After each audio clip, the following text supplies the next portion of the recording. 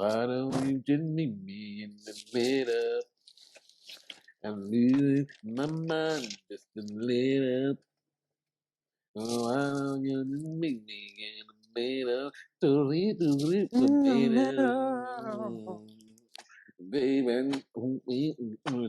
don't want to pay the bass. A little, you got that bass line, just a little.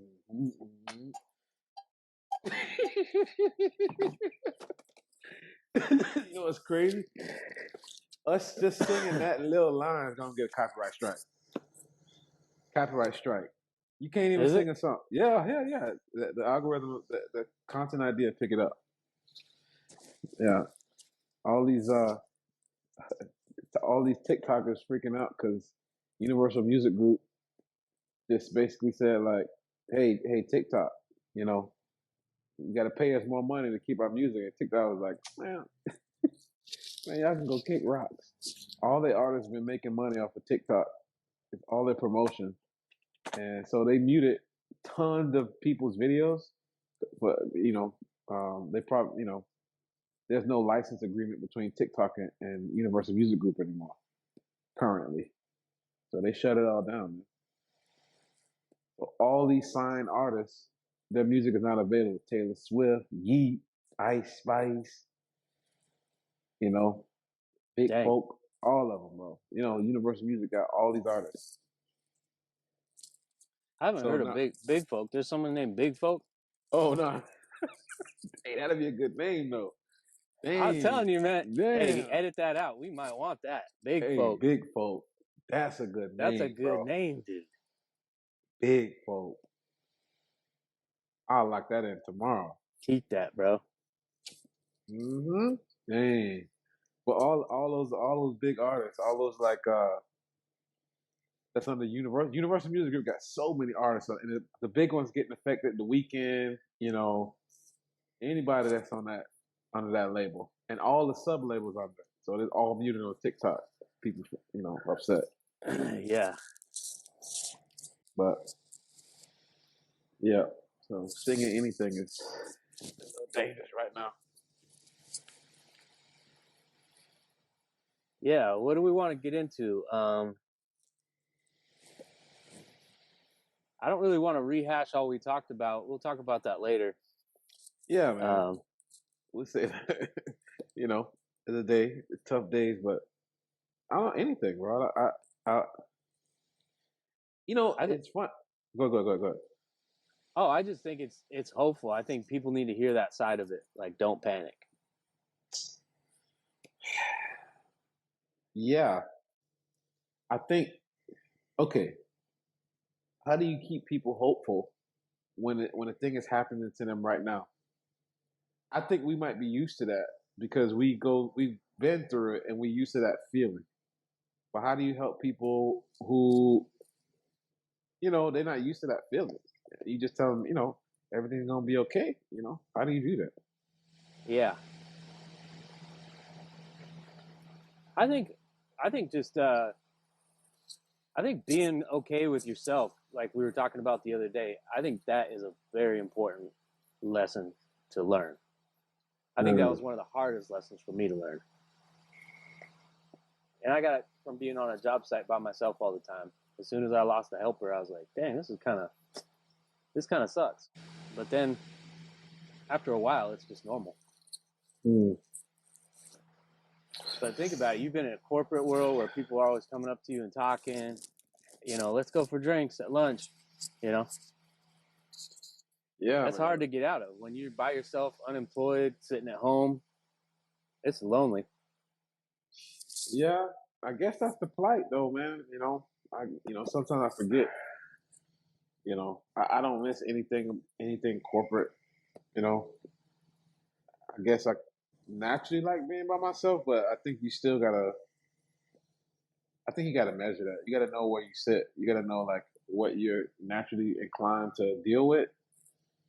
But I don't know if you're in the space of like I'm trying to put myself in the seat of someone who's been working at a job with people and they enjoy it. Mm-hmm. Everyone always talks bad about jobs and stuff, but sometimes, bro, you communicate with people 8 hours a day. That's who you talk to 8 hours a day. Yeah. And to lose that, like that social interaction, plus income, plus bills, you know. I don't know. How do you give them hope, dude? What are you thinking? Because I'm looking at it from the stressed out person's perspective. Layoffs happen, and like the news got 50 million reports on all these layoffs happening. You know, Yeah. Did you see that one girl who was like, she posted her tech layoff situation, and then like a bunch of people picked it up. She was on New York Times. She was on all these things. She got like 300 million views in a week. bro, you don't know how happy that stuff make me, bro. I'm like, that's crazy. Like, that's probably the best thing you did. Yeah, bro, that stuff makes me so happy because it's the stuff that people go through as employees is ridiculous, bro. And every HR person that I've ever encountered, they have to go through this schedule so that this thing so they don't get fired and so they don't get sued by the EEOC. You know, Right. Sometimes people don't know the power that they have. People can't just be up and firing you for no reason.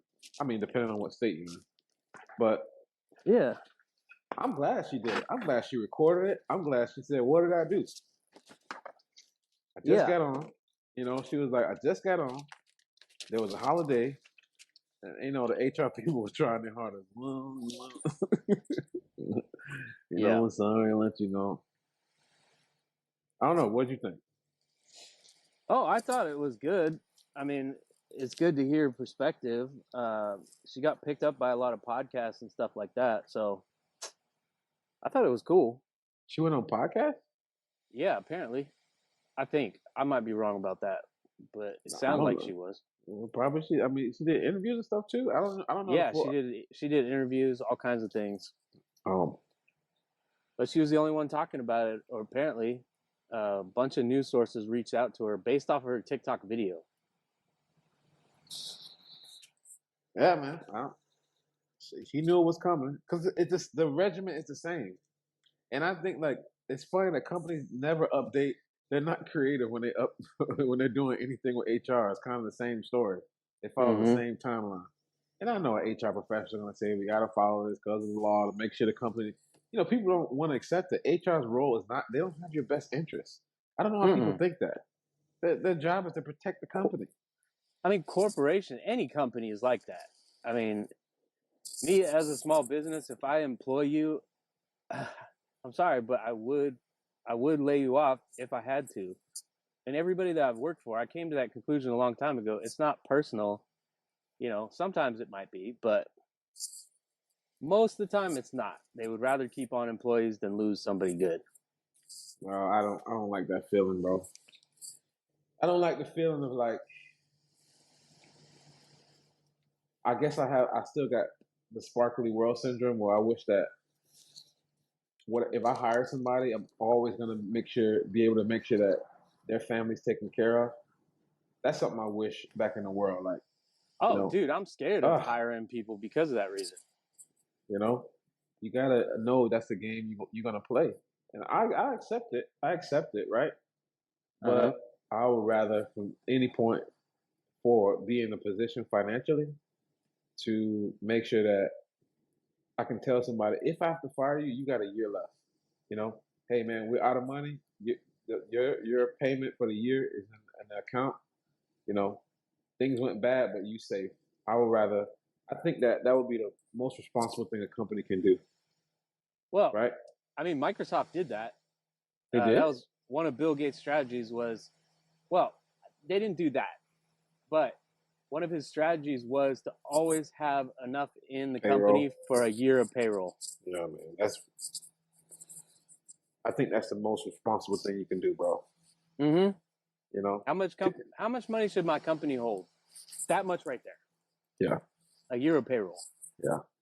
And bro, people don't know. People think that companies they paycheck. Everybody just expect their paycheck to become. Bro, people don't know what companies go through in a month.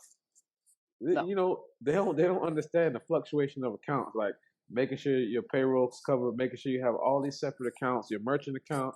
You know, one thing can make it very tough for 1 month, bro. Like, you know, you get a credit freeze or you get a big bill or something like that. You got. I mean, some of these large companies they got to borrow money for payroll. You know, Yeah, it's crazy. so I'm glad. You know, I'm glad that she stood up for herself because you know sometimes some of these HR people have to bullshit and they're put in the worst position. They're put in a Yeah, position by the company to they know they don't have a reason to fire these people. You yeah. know? They know they're not well, no, I'm pretty sure they know. I'm guessing that. But I think she was right for doing it. Like saying asking questions and they should answer it. And they have to answer it right to the point that if a lawyer sees it, see that's where you know, if you're in HR, you better answer it right. Hmm. You know? It's why there's such a big problem too with the corporate machine of like, we've started all these businesses that are ran by a board of directors or whatever, and once they start, the board's always going to vote in the interest of the company and the business. But a lot of times, the HR person hears about layoffs, like they're not seeing all the projections and stuff. They're just, if a Mm-hmm. company's so big, it's just like, we need you to lay off 100 people in your division right now this Yeah. month. Who can we chop? Yeah, man. So they're like, crap, I gotta do that. Yeah, they do. They have to do that. Yeah. Yeah. I just think it's different levels, you know. You know. I always think the levels of like big company, small company, church. I always think not for profit. It's always different levels, like where Mm-hmm. where people are involved in the process. I don't Yeah. care what anyone say, bro. On every level, this stuff gets personal, man. You know, it's like, do What I do you like? mean by that? Well, I mean, like when it comes out to certain things, it's like companies aren't just performative. I don't know on the level of like a Google, because I guess that's what people always would say. That's you know maybe or an Apple. You Yeah. know the size of those companies. I don't know if everything is just data, performance, who's going to get hired, who's going to get fired. I want to believe that, but I think as I've learned in every other industry, the bigger you go, some of the same stuff happens. Like when it comes to firing somebody, it's like, you know what? This person performs and this person doesn't. Who are we going to keep on? I still feel like it's that big person. Oh, we like John, and Mm-hmm. Sally's good, but we like John. Or vice Oh versa. yeah, everybody likes John. You hear that? Everybody like John. You know, and then that's how sometimes you could, you know, people get cut. Well, and I think it's better to work for a smaller company. Like I did that all through my apprenticeship. I always worked for small shops around like 20 people max. Mm-hmm. Because that they're going to try to keep you on as much as possible. The bigger you go with those companies, the more likely you're going to get cut. And people like those big companies because they're like, oh, you get all the perks, you get all the benefits. Yeah, but most companies are doing that, especially in Oregon. It's like by law, you have to offer like all this stuff. So, I mean, I yeah, you forget have that. some bigger corporate retreats and stuff with the mid-sized guys, but I'm telling you, the small ones don't lay off as much. Yeah, man. I've seen the gamut. You know, I've seen the gamut. I've seen the gamut of. I think startups have been the most interesting to me Yeah. because I've never worked on the staff of a startup. I've only been a contractor for startups, and I like that. I like it better. But you don't. You got to take a lot of responsibility. I don't get. There's no perks. I just get paid. Right. But watching the employees, what even what even makes me I always look at is like sometimes I wouldn't let employees know what I was getting paid because they they think that you're getting paid that money like a paycheck. So they think, Right. guys, this person's making. They're not realizing, no. That money comes in, I get taxed. I got to pay my own health insurance. All the gear that I'm making videos and stuff for you. All the production equipment comes out of my pocket. All like renting locations come out of my pocket. You know, people not realizing like they just see a bill or they see an invoice for this much money. Well, you got then not starting the gate. I got to pay myself. I got to pay, payroll. I got to pay, bookkeeping. People not, but startups are always interesting because they're always chasing after money, chasing to raise the money, Yeah. getting the Series A, getting the Series B, and that's a world, you gotta. They're always on the edge. they're always on the edge, bro. They gotta perform every day. And isn't that funny how you like how people work for a company, and they're like, I don't want to start my own company, man, because you're responsible for this and this and this. When they're talking about starting their own company, they say that. Mm-hmm. But when they're working for someone, they're like, man, he's making 10 grand off this job that I'm doing for 2 days. I'm only making $600. This is crazy. Yeah. Oh, but I thought you were just saying you didn't want to take all that responsibility. You didn't want to own the van. You didn't want to own the studio. You didn't want to own the shop. Yeah. Which one is it? Yeah. I had to talk myself out of that because, you get negative sometimes, and it's like either do it or don't complain. Yeah. That's yeah. And some guys are really good at that. Some guys are really good at just, no, I know my role. Usually they've started their own business and it didn't work out or they didn't like it for whatever reason. It's not for everybody, man. Hey, that is a fact. I think that's a smarter play, right? Yeah. I think if you already went through the gamut of starting your whatever business, whatever you want to call it, I don't like all the titles because those titles don't mean anything. But you went through of trying to start your own thing, right? Mm-hmm. And then you realize what you want and don't want. I think that's a stronger position to be in. It is. I even tell you for me, right? If I don't like being in a position of being dependent on a company because something's gonna mess up. Us growing up in our times, there's no more 20-year jobs, right? Yeah. But if there's a job that's paying me over a certain amount in salary, with the knowledge I have now, I can do that job and make money elsewhere. So some of those guys who get that. What do you mean by 20-year job? I think about my dad. I think about all the men that's like kind of been mentors, and I'm talking about from a black neighborhood, right? What did your dad do? Oh, my dad was a fireman, firefighter, paramedic. That's right. Yeah. How old am I? So, when I was a kid, man, when I was a baby. So over more than 20 years. Dang. Yeah. And, that's crazy. I didn't even realize, I really respected my dad when I went to his retirement.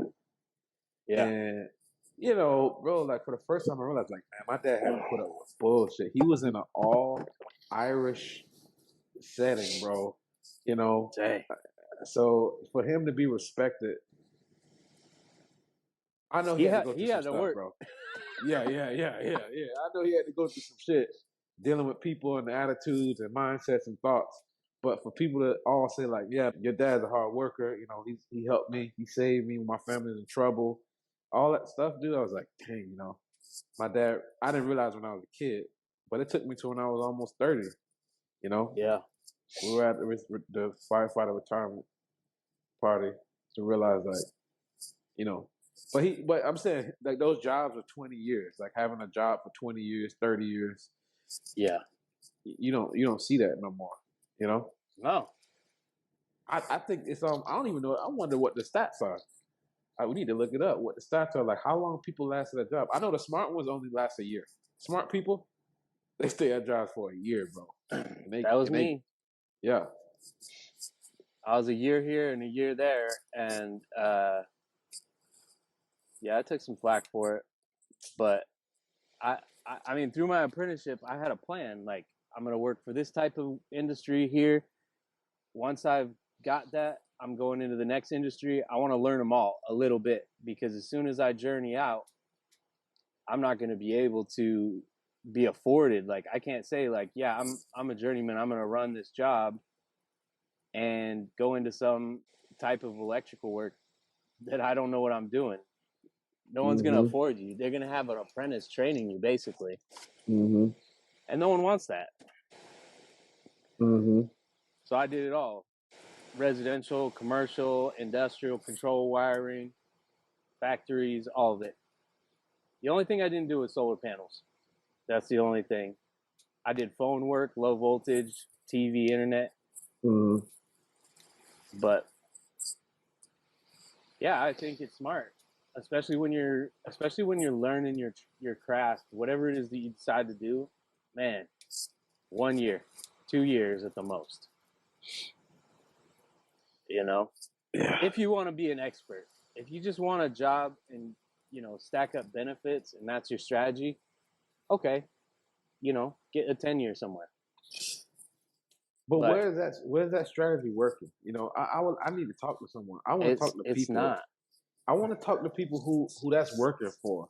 But I mean, I've just seen those who work at a business or a job or a company or a startup who put their all in, build up their resume, and not that they do it to leave. They just see the writing on the wall. It's like, I've kind of moved up, and there's another offer where I can get paid more. So then they respectfully say they're doing what they got to do. Then they move to the next thing. You know. Yeah. Um, I just seen that's how it is. And then those who do stay, then the transition comes. Ah, dang, we low on money. We gotta lay you off. You know, that's a tough position. That's a tough position. Startup is kind of. I remember some of the employees and some of the company, because I have to interact with people who work for the startup a lot, and sometimes I feel like they like look down on me. Why? Well, because I'm participating as a contractor, and they have a title, so they automatically think they know everything. Like, especially It's like being a temp, almost. It's like you come on a crew and everyone's like, "Hey, good to have you on," but I'm not really gonna try to learn your name too much because I know you're just putting in a couple nights and you're out. silly, bro. We're all employees here. Yeah. That's the silliest thing. Like, you have an expert next to you that can make your job easier, but you want to play manager. I think that's silly, bro. Those people aggravate me so much. It's like, you judge somebody because you think, oh, this person just knows how to do this thing. No, bro. You have an expert. Why do you think I'm here? Yeah. And then they don't know that I know the owner, because I always. Oh damn! I don't know if I can say this. Okay, so You said it. well, coming in as a contractor, you know the owners, Yeah. right? So employees start getting disgruntled and they start venting to me, like, the owner don't know what they're doing. The owner is like, and I'm close with the owner. You might want to, I kind of just blow it out, but you might want to not. That totally happens to me with restaurants. The owner comes by, is just like, you need anything? No, I'm good. I start to work, and pretty soon the employees are just bitching to me, and it's like, after this, I'm gonna go hang out with them, right? We're gonna go get drinks after. So people don't put it together sometimes. Like, I better, I think you should tell them. Don't tell me, tell them. Yeah. Yeah. I'm not the guy that's signing those checks, man. And if they're complaining to you, they're complaining to their co-workers like crazy, dude. Bro, and it's usually the people. It's usually the people who look down on someone. The first one is always complaining. Like, this sucks, this bad. They don't. And so I hear someone say, "Well, they don't know what they're doing." Okay, all right. So you're the expert. What should we do? Well, I don't know. Okay. Wait. You got a job and you're keeping your job with someone who doesn't know what they're doing. Why, Yeah. why are you staying there? Hey, man, if I get into something and the person doesn't know what they're doing and my livelihood's in their hands, I'm out. I'm not Yeah. going to complain about it. I'm not going to talk. I might a little, but just being real. Yeah. But yeah, I'm already putting the application out or whatever. Yeah. Yeah, man. Yeah, but I don't know. I think even in my world, moving to new things is always, I don't know, man. Kind of being a contractor, independent, whatever you call it, contractor is. I have to look at two things, like finding companies to work with, and then also almost, I don't even say finding companies to work with. I almost have to partner with companies. That's Yeah, that's how that's how it works for me. But moving skill set, I'm forced to move skill set. You know, yeah, I would love to just do creative, love to do video production, and that be the only thing I have to worry about. I have that mastered and mastered on both sides, on the doing it and on the financial side. But yeah, you know, at the rate that technology and the world's changing, I've had to master other stuff. Now, even now, media buying, advertising, marketing, making sure and becoming an expert in coding, understanding how all that stuff works. You just got to keep moving. yeah. Got to keep moving. It's true. Um, yeah, I don't know exactly. To get back to the hope thing too, I don't know exactly how to give people hope, just because Mm-hmm. I'm not in that world anymore. I mean, I'm just out here telling people, start your own thing, try to find something that you did at your job that you could do independently, and you know, fill out that application, get Yeah. get get the insurance, get whatever you need, and just do it. Um, Especially if you're sitting around collecting unemployment, like you can't tell me you don't have time. Yeah. Because there's always something. I think there's always something that people want to do while they're working somewhere, but they're just like, oh, I'm not qualified for it, or I won't get that job. And you'd be surprised what jobs you could get right now if you just Hmm. if you just if you just throw out 10 applications. Someone's gonna, it might take 100, but someone's gonna respond back. Yeah. But I think the game has changed on how Yeah. you apply. There was something. There's like a little conspiracy with like in Indeed or some of these like places where you put your app, you send applications through LinkedIn, Oh that the yeah, app that that the applications are not getting to the employers. You think that's real? Yeah, 100%. How do you Yeah. know, I bro? don't know. I get when ZipRecruiter? it or is it all that stuff. So I get those things in the mail. Hey, we have the perfect hire for you, but you know, I know that all that stuff flying, like a whole bunch of applications flying in your inbox. There's no way for you to intake that, and like people don't know, like the people who do hiring or hiring managers, they're using AI, they're using something to filter out all that stuff, almost to the point where when your application's sent in, if certain things aren't on there, it probably gets discarded, depending on the size of the company. Yeah. So you don't have like a real person looking at your application anymore, saying like, you know what, this person only has 4 years of experience, but they're actually an expert at this extra thing. It's like, oh no, they don't meet 4 year requirement. You don't even get to see the application. Yeah. See, there's an idea right there. Just create like a software or an app that like tells you, hey, if you're applying on this, they're using this AI. So click over here to put together a Mm, resume. That damn. AI will build your resume for you, and then it'll read it as Oh, you as you send it out. So everything the AI wants, it's teaching you to put on the application. I forgot. I think I saw someone talking about that. I know they Yeah. got all these tools for AI to help you get your application and all that stuff made. Yeah. But bro, I think we're going in a circle because if companies wanted the best hires, they would literally hire a person that was good and a little bit non-biased. That's the hardest part. To look at applications or meet people and fill them out. Like, you know what, this person and this person will do a great job. And then, I mean, I think it'll be smart for an owner or someone that is an owner to have someone to filter out people in real life. Like, you Yeah. know what? Let me talk to them. You can take 50 and you can take 50.